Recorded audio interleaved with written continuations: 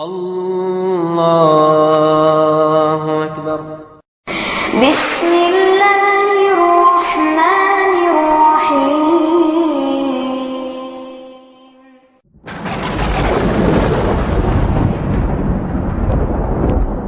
ابھی تک تو بہت ساری وہ باتیں میں بیان کر رہا تھا جن کا تعلق اللہ کے حقوق سے ہیں۔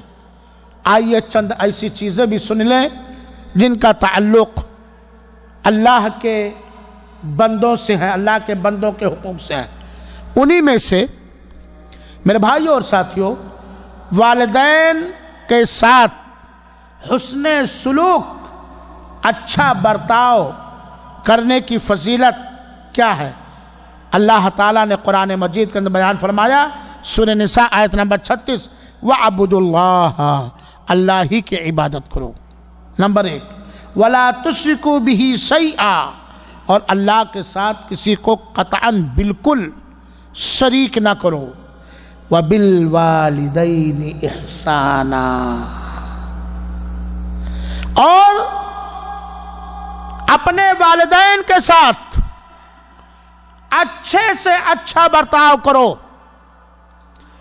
اللہ تعالیٰ کا یہ حکم دینا کہ عبادت اللہ کی کرو، دوسرا حکم اللہ کے ساتھ شرک نہ کرو۔ اپنے حق کے بعد اللہ تعالیٰ نے کس کے ساتھ حسن سلوک کرنے کا حکم دیا؟